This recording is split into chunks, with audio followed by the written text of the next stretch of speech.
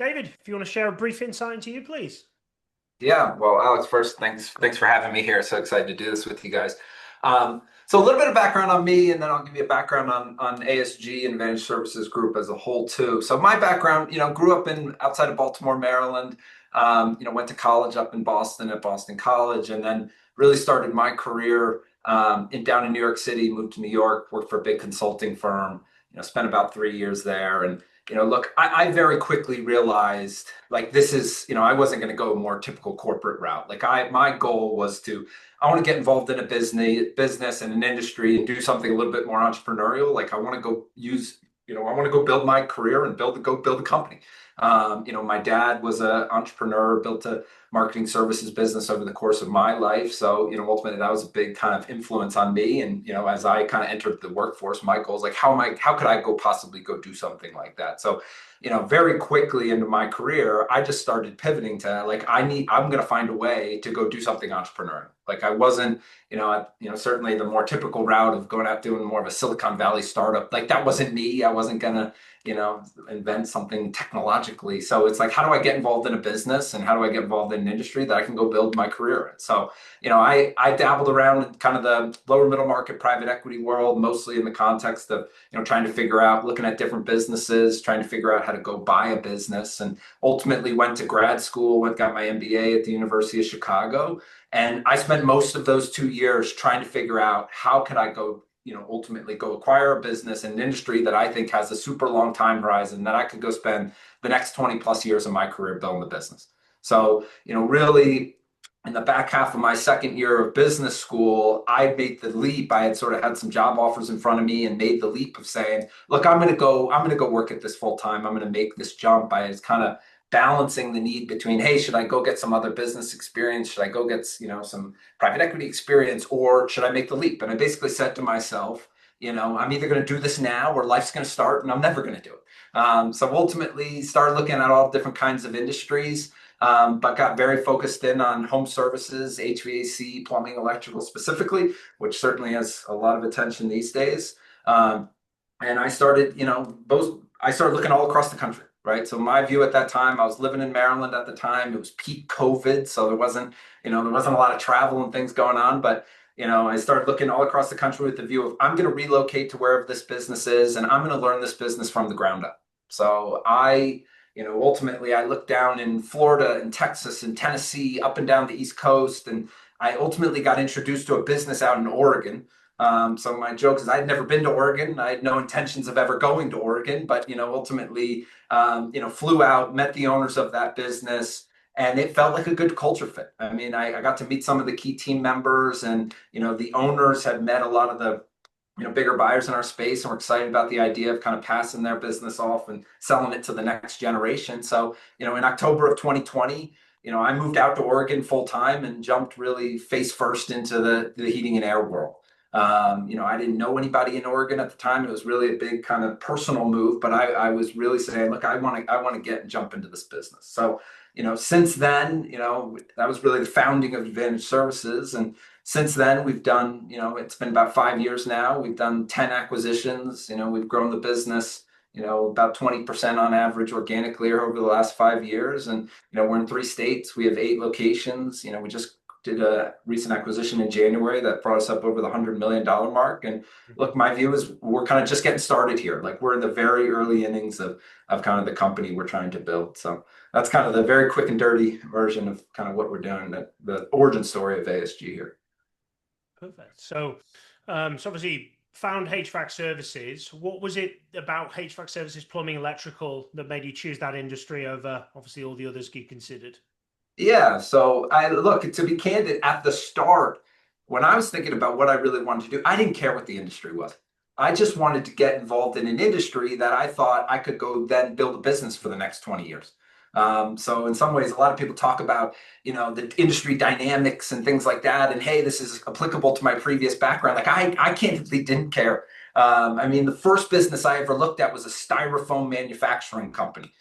So to be candid, I'm happy I didn't get into the styrofoam manufacturing business. There's some, kind of negative headwinds in that business kind of environmentally. But, what attracted me to home services really, it's like, look, big market. It's not going away. People need it. And it felt like something I could get my hands around. I mean, it's $100 billion plus market between HVAC, plumbing, and electrical. There's 100,000 plus businesses in the space. And my view is, there's a lot of opportunity, and, that the services we provide there's going to be technological change. There's going to be industry change, but 20 years from now, people are still going to need heating and air conditioning in their homes. And, when their water heater goes out, they're going to want hot water.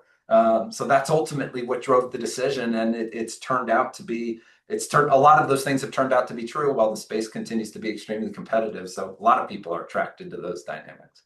Absolutely. It's a popular space. So your transition, you're in the financial services sector, fairly broad, Blackstone, Accenture, Kinsey, to now being a CEO. How did you find that transition? Yeah. Yeah. So, I mean, look, we're 5 years into that transition. I would say, look, there's a dynamic of nothing can prepare you for being a CEO except being a CEO. So there's this dynamic of, like, even for me at the start to say, hey, should I go get some more experience here? The reality is there's really nothing that can help you for that transition except actually starting. So, like, I talk to a lot of people who are, either in business school thinking about going to buy a business. And, well, what should I do before? I'm like, just get going. So, like, for me, look, I think experience, kind of early work experience, certainly gave me a lot of good exposure to, like, what good looks like, and how a professional organization is run. But ultimately, a lot of that experience has come from actually getting in the seat. And I think for me, is like, if I look back 5 years ago, in some ways I like was, very inexperienced, right? And I'd made a lot of mistakes, but ultimately 5 years out, you're just drinking from the fire hose of experience. And I think my view is, as I think about how I've kind of matured into my role, one is experience, and then two is it's just, you got to be kind of looking for outside resources. So look, I'm a big reader, I'm a big consumer of podcasts and things like that. It's like, I got to go learn it from people who've been there.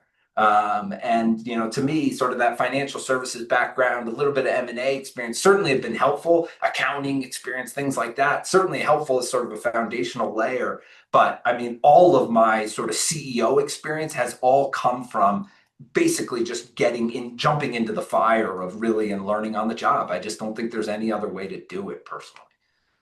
Yeah, you've just got to jump from one fire to another fire, hoping that that's the right fire to put out. That's right. That's right. So talk to us about that journey. So you mentioned kind of 5 years ago making that first acquisition, obviously during the dark COVID times. Now over 100 million in revenue with regards to your growth. Talk to us. I mean, fair bit to fill in there, but talk to us about how that journey's gone and your experiences of it. Yeah. So I think, look, one is, when we jumped in, in some ways, the business we originally acquired was in Central Oregon, so kind of a rural part of the Oregon market. It was about 70 or so employees, primarily out of one location, kind of a smaller location down in the southern part of Oregon. But this is sort of, look, strong brand, been around for 30 years. But this is your classic small business, right? So I think that this journey has really been about, how do we make the transition from, hey, look, this is a small business, to now we're trying to really kind of grow the business up to really build like something of more scale. So I think over the last 5 years, if I had to really, in some ways I could tell you a lot of ups and downs along that journey, but if I could really think about, it's really that transition from, how are we going from small business to building something that's more scalable? Right. So I really think about it kind of in 4 quadrants. So, like, one is, the first and the simplest is, like, we spend a lot of time kind of building the infrastructure for the business we want to be. Right. So if I look back, even, we were a year after our first acquisition, probably 18 months after our first acquisition, we had done 3 more acquisitions. We were on 3 accounting systems. It was a challenge. Right. So, like, we very much, like, our initial focus was, I got to build the infrastructure for the business we want to be. Right. So that's accounting infrastructure, HR, IT. We ultimately built an in-house marketing team, things of that nature, so that we can ultimately build a business of scale. So, like, that infrastructure, and that was a challenge. I mean, it's hard to go from, hey, we've got a business, kind of small business infrastructure, to something where, hey, look, we can close the books in 5 days type thing. So that was step 1. So I think step 2 is where we really focus on. Now I'm focused on, like, building the systems. Right. So when we talk a lot of, like, at ASG, we are focused on building one company. Right. So we don't want to be, a collection of different brands. We don't consider ourselves really like a roll-up strategy. Like we are focused on building one integrated company with one culture, one management system, like one really kind of vision for what we're trying to build. Like, and yes, we go to market through local brands, but we really are focused on, we believe we're stronger together, right? Like through information sharing, a common way of doing things, best practices. So we have been very focused. Like we want to be the most integrated and operationally excellent home services platform. That's what we're doing. And the reality is, look, it's work. So I think for us, like the idea that we're going to go out and do 20 acquisitions in a year, candidly, it's intimidating to me. Because like when we go do a deal, we are very focused on how we integrating this business into our business. So like that second kind of leg of the four pillars I'm sort of talking about is building those systems, right? What's our goal setting process look like? How do we think about our meeting cadence? How do we set objectives? Like, and then really teaching our team, this is how we want to build this company, and these are the tools we use to do that. So that was really number two. I think number three is really focused on like, now we got to build a team, right? So if you think about, typically a single location HVAC company is very owner driven, right? So the reality is in a lot of these businesses, and there's typically a few key people, but the owners are wearing a lot of hats, right? So it starts to become about, we just got very focused on, okay, we need to start to build a bench of people that can ultimately help us to go build this company. Right. I mean, like for us, like certainly it's like key executive hires, CFO, CMO, things like that. But really the meat of that is general managers, right? Who are running these shops. And we, got very focused on, we need to get the best possible general managers we can into these businesses. You show me a business that's, underperforming, and I'll show you a business 9 times out of 10 that has, weak management. So for us, it just all became about how do we really build a team of managers, starting with the GMs, going up to kind of more regional infrastructure, but then down into the departments that really they're aligned with us. They know our systems. They're incentivized to what we're trying to build, and that we really are aligned. So that was kind of pillar number 3. And then pillar number 4, I think, what's really driven a lot of our success over the last 4 years is like, we are just laser focused on building the culture that we want to build, right? So like our view, like in some ways, like for us, I think culture is probably one of the most overused terms in business. And I think sometimes it can be thought of as more of an HR topic. Like I don't view culture as an HR topic. Like, culture is my job as the CEO. So like we are very focused on building a sort of an aspirational culture of this is who we want to be. So it's really driven by, look, here are our beliefs as a company, and then ultimately they drive behaviors. And I think for us, like we've been focused on, our culture is not for everyone. Like it's not meant to be kind of one size fits all. We are trying to create a culture that really binds our company together, because we're trying to go on a mission. We're trying to go out and climb a mountain that, 99% of companies can never climb. And, our focus is we're going to build a really kind of strong culture that really unites us to go out and accomplish that. So look, for me, those kind of 4 pillars, getting the infrastructure right, building the systems that we use, getting the team in place, and then ultimately getting really focused on how do we build a real culture here, have been kind of the primary drivers of that journey. I mean, certainly, there's been M&A and there's been, kind of strategies throughout that. But like, as I think about like those 4 pillars are really the ones that have gotten us to where we are today.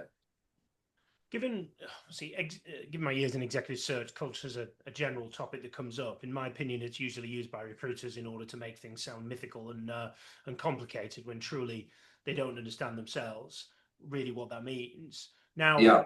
we talk about cultures, and again, I believe that the most unique businesses have the most unique cultures, and that's what drives their growth, and that's what creates their USP. How would you describe? Just with the culture aspect, if I ask you how to describe it, I'll get a load of words that we all use. What is something, and we've just spoken on one aspect for your business, what is something within the Advantage Services Group that from a cultural aspect is, hey, we do this, and that is an example of our culture? Yeah.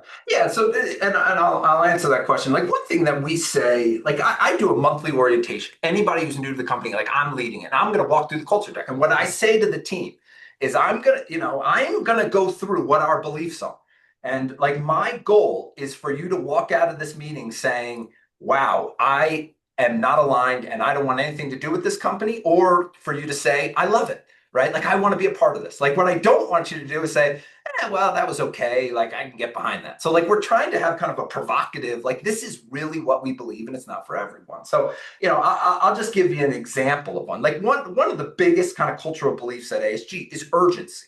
Right. So, and we believe like we serve customers in their time of need. If we don't get there first, somebody else will.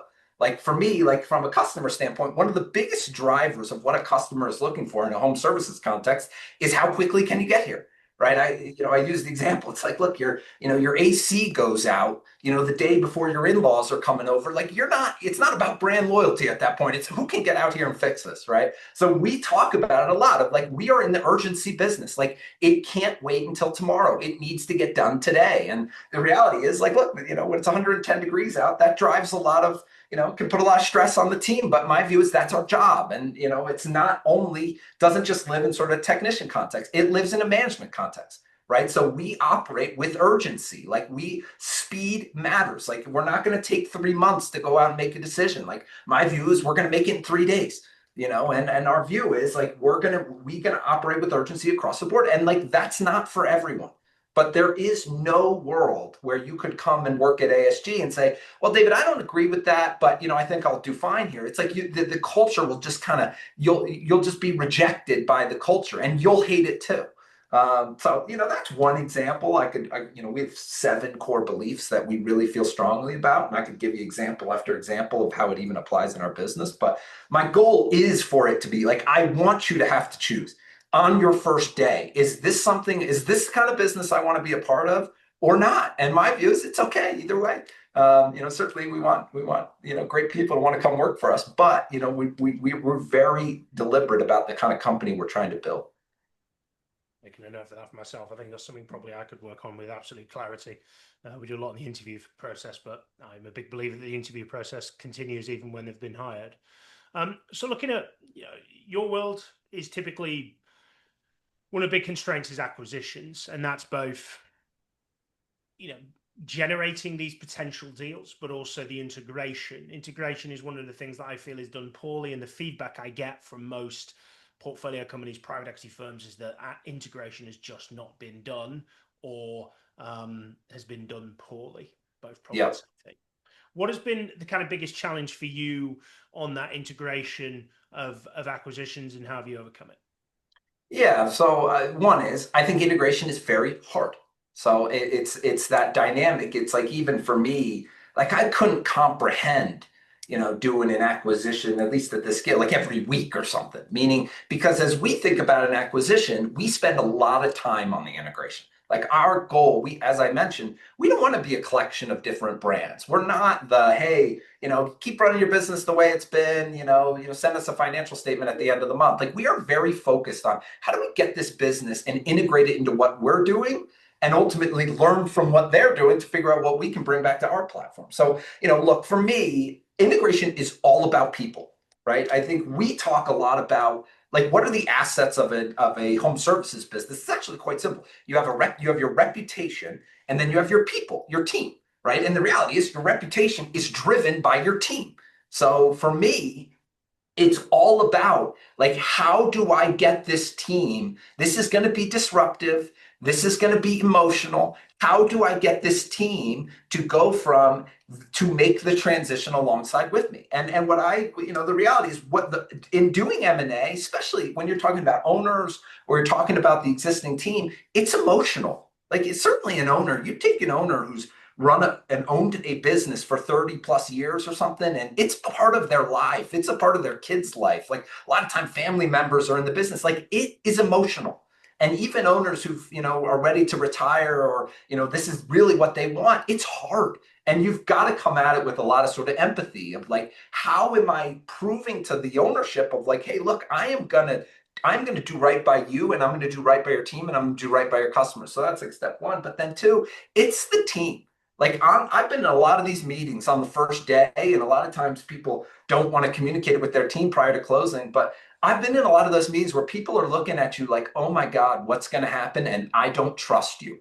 And my view is it's just time for us to go to work. Like we spend a lot of time on the ground building trust, earning the right to be there, just getting to know people. I mean, I heard recently, it's like people, for the most part, people hate companies, but they like people, right? So in some ways, people are intimidated by the idea of, hey, this big company, it's like, is coming in. But once you sort of get a chance to really meet the team and start to build those relationships, the air kind of comes out of the balloon a bit. So, look, what I think a lot of people just get wrong is that they just don't spend enough time on the people side. They're so focused on, either integration or, what the P&L is going to look like in 60 days, where in reality, it's like we spend the first 30 plus days only focused on the team. Like, how are we ingraining with this team and getting everybody? Look, I used to say nothing's going to change. That's just not true. It's like things are going to change. Businesses are always changing, but we're trying to get that team to understand the next phase of this business, while likely different from the previous phase, but there's going to be opportunity for you. It's going to be good for you, for your career. And look, there's people, and my view is it's up to that team to make the choice. Are you interested in being a part of what we're doing or not? And my view is if the answer is no, I'm okay with it. Meaning it doesn't have to be some hostile thing. But ultimately, we're trying to get that team engaged in what we're doing. And it's hard. It's hard, candidly. Like we've made a lot of mistakes, right? Like there's no world where we've done all this perfectly, but we spend a lot of time at it, candidly. Do you think a lot of that, if I kind of summarize whatever is a very complex problem and has a lot of complexities obviously to it, do you think that you guys are just spending more time on that communication piece, on that understanding piece, on that nurturing piece, more time with your feet on the floor, stood next to the person who's concerned about their role and their position and the change? And is that what's winning you the war in the most part? Yeah, I think it is, in my opinion, it's investing the time. So there's no substitute. Like you have to put the time on the ground with the team. So like to me, like that's the differentiator. So like in some ways we talk about communication. I could give a great, hour-long presentation to the team on the first day and, pass out, have a pizza party or something. But in reality, like you're not winning anybody over in the first hour-long meeting. It just takes time. And in some ways too, what I always say to the team is like, I don't expect you to believe anything I say in the first hour of this meeting, but I intend to prove it to you, right? Meaning I'm going to do what I say I'm going to do. So if I say we're going to do X, Y, Z, it's going to get done. And my view is like, we always talk about, I am earning the right to be a part of your team, right? So certainly you go do an acquisition, they're joining our team, but we also think of it, and this is not just me, this is senior leaders, this is everybody. We are earning the right to be a part of your team. And look, it's hard. It's hard. But my view is you've got to spend the time on the ground. And like it doesn't happen in a week. It typically doesn't happen in a month. It takes real time to get the team excited about what that next phase is going to look like. And the truth is, when it works, it's great. It's great. We've done a lot of deals where, hey, look, we had a really positive experience under previous ownership. We love this business. And now, we were very nervous about you taking over. And yes, it's different, but now I see a different trajectory for my career. And yes, it's different, but I'm excited about what the next phase could be. And like that to me is what winning looks like in those contexts. Absolutely. What do you read, watch, listen to that you recommend that others check out, please, David? Yeah. So I'm a voracious reader and podcast listener too. I think in some ways you can replace a lot of the reading you do with podcasts these days. So, but podcast wise, like I love the Founders podcast. I think it's great. He kind of, in some ways, he's going to go through books. You don't even have to read them. I think that's super interesting. But I love to read. So, I mean, a book that has been kind of a big theme for us over the last 6 months is a book called Working Backwards. So it's from the two senior guys who worked along Jeff Bezos and really the building of Amazon. And it's a super interesting book. We actually got a chance to see one of the authors speak more recently. And it's a super interesting book about how Amazon was really built by a set of kind of leadership principles, right? Which we would kind of describe as like, these are their cultural beliefs. And then really how those leadership principles drove their management system. So, you hear a lot about things like the two pizza meeting or, meaning Amazon doesn't use PowerPoints and things like that. They use these narrative concepts and just the way that business, how strongly those cultural beliefs, those leadership principles were built into that business. Like in my opinion, now look, I don't know a thing that, there's a lot more people know a lot more about Amazon than me, but like in my opinion, a lot of people think Amazon and they think, oh, they rode the internet wave, delivery, Amazon Web Services, etc. But like in my view, the reason Amazon's such a great company is because they spent so much time on those leadership principles and they built the systems to support them. And like it's, in some ways, I don't think I know I'm very unlikely we're ever going to be a business the scale of Amazon, but in some ways, just see like they spent the time to really build out the infrastructure of that business. And then ultimately that allowed them to, make the decisions, the strategic decisions, and then go execute and build the business they built today. So I make, everyone on my team read it. I think it's a super interesting book and something I would always recommend to anybody. So I have not heard of that one, so that's been written down working backwards. I'll be all over that. I've had recommended the Founders Podcast, but I haven't checked it out, so I'll definitely do so myself. If anybody wishes to reach out to you, David, how best do they do so, please? Yeah, so I'm on LinkedIn, so feel free to look me up. But my email address, davidw@coheating.com. So happy to I'd be happy to chat with anyone who's interested in the industry, outside the industry, thinking about doing something more entrepreneurial. Love to kind of swap stories, and so anybody who wants to chat, be happy to do it. Well, thank you very much for spending your time and coming on the podcast, David. Awesome, Alex. Appreciate you having me on. It's been fun. And thank you for all of our listeners for yet again tuning in. Till the next time, keep smashing it.